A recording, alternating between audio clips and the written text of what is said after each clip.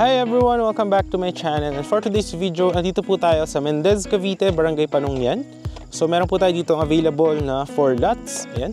So isa pong 300 square meter, isang 204 at isang 201 square meter. At isa pang 300 square meter. So we are here, actually ngayon is 6 PM, no? So naghahanap kayo ng affordable na residential farm lot. Ayan. So meron tayong available dito. So tahimik po dito, no? And there is LTE signal and malapit lang. Nandiyan lang yung Barangay Panungyan Hall. And going to Tagaytay is around 12 minutes, no? 12 minutes to 14 minutes. Ayan. Tapos, if you are going naman for expressway, is meron daan dito malapit din. Diretsohin nyo paglabas is going to East West Road or Tagaytay Bypass Road. So, meron din daan papuntang Calax. So yan, meron tayo dito available na 4 lots, isang 300, 201, 204, tsaka isa pang 300. Yan. And papakita ko siguro sa end of this video yung video ng motorcycle natin from this property palabas doon sa highway. Yan. So actually maganda rin siya, no? Perfect siya lagyan ng small house, tapos lagyan mo ng garden mo, no? So para siyang getaway from the city life, no? So buhay probinsya kumbaga. And yan, ito, meron siya mga concrete roads, drainages, yan, perimeter fence. Tapos pag natapos na yung development is any house design upon development. So yung isa nating 350 square meter is this one. So ito siya guys, yan, haba po yan. 350 square meter siya, ito. Yan, so dire-diretso doon. So pakita ko sa inyo yung isang view. Yan, ito. So ito yung highway. So yan siya, 350 square meter. So from there, yan, pahaba yan dyan.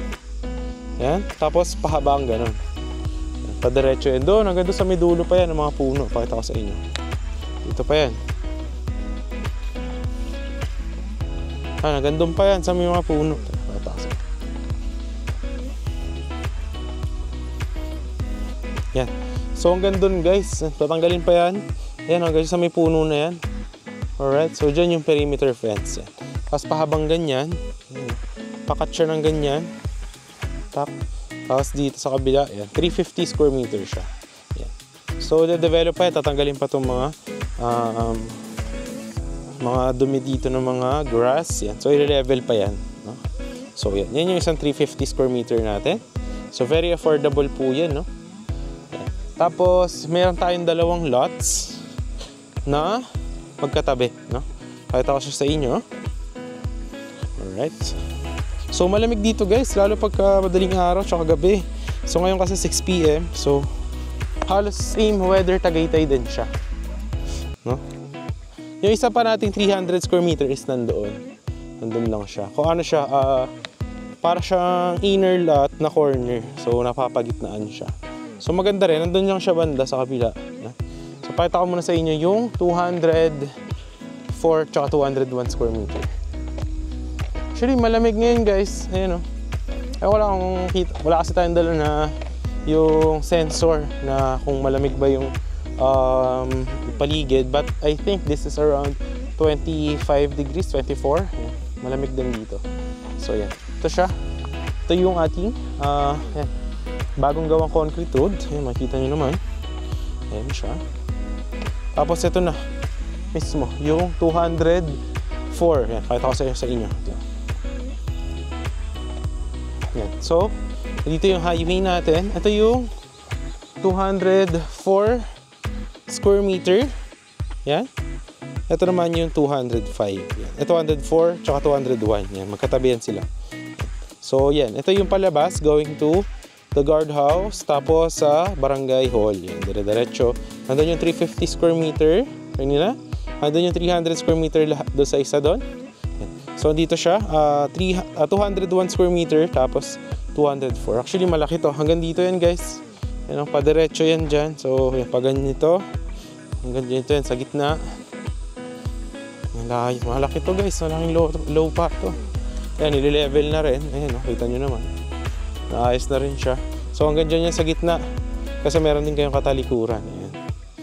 So yan, mahaba siya, no? Pag ganyan, no? Diba? Yan, yan yung isang 200. Ayan, no? Tak. Pahaba yan. Tapos yung isang 200 din nakatabi, nandiyan. Tapos, ayan na yung harap nyo. Ayan, gagawan niya ng perimeter fence dyan. Alright. Ayan na, tapos na rin actually yung concrete road doon sa kabila. Ayan. So, makita nyo dito yung mga perimeter fences. Ayan, patat sa inyo. Ayan. Ayan o. So, ayan. Perimeter fence na yan, dyan sa dulo. Ang kagandahan, ito yung tapat nyo. Ayan o. Diba? So, lalagyan niya ng perimeter fence dyan. So, pwede nyo siya parkingan ng sasakyan. Kasi wala naman natitira dyan. Diba? So, kung dito kayo sa tapat, so, pwede na, 200 square meter kayo, diba? Pwede na nyo yan parkingan, diba? Sa future. Or, lagyan nyo ng parang mga plants nyo dyan. Oh. Ayan. So, maganda. Diba? Parang, kumbaga, wala na nakatira dyan sa harap. Ayan. So, malaki yung magiging space nyo. Siyempre, halimbawa, dito nyo pinark yung car nyo, o dito, makakadaan naman yung mga ibang kapitbahay. Tapos pwede nyo taniman yan dyan kasi wala naman ng, wala naman ng titira dyan, di ba? So, yan. Ganda siya, guys, actually. Ayan, pag ganyan siya. Alright. So, puti na natin yung perimeter fence para makita nyo din. Ayan. So, dito yung isa. Dito naman yung 201. Ayan, 201 square meter. Dito. Pahaba yan doon sa gitna. Pag ganyan. Tapos yung isa katabi pag ganon. 204. Ayan. Tapos malapad yung kalsada. Ayan. Kasya dalawang sasakyan. SUV. Ayan. Alright. So ayan, ginagawa na rin yung mga natin, perimeter fence. Ayan. So yung drainage yan, tapos na. Nabaon na siya dyan. Alright. Kita nyo naman yan dyan. So ayan yung development nyo. Ayan, diba? Yan, yung mga drainage, binabaon pa yan dyan.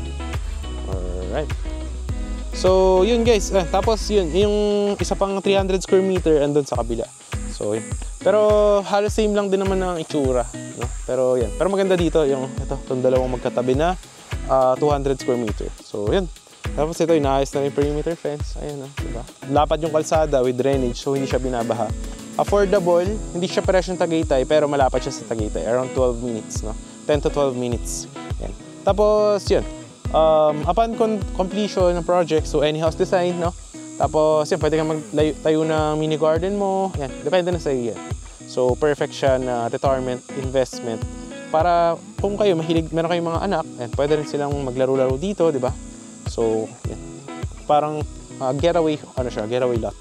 Yan. So, yun lang naman yung ating sharing for today. Maraming salamat sa panonood. And malamig dito, guys. No? Lalo pagka, yung taglamig na, mga pa-December. Yan, January, November, yan, malamig dito. Ngayon, malamig din dito kahit summer. So, yun, maraming salamat sa panonood, guys. No? So, if interested ka, maganda rin yung 350 square meter actually. No?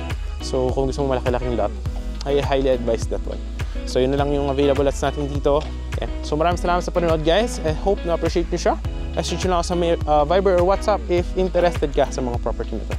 So, yun, guys, maraming salamat po sa lahat. And ipapakita natin yung video naman na nagmamotor tayo at the end of this video para makita nyo kung gaano siyang kalapit to the highway. No? So yun, maraming salamat po sa panonood. So, God bless po sa ating lahat and ingat po sa atin, lalo na sa mga nasa ibang bansa nating mga OFW. Bye-bye!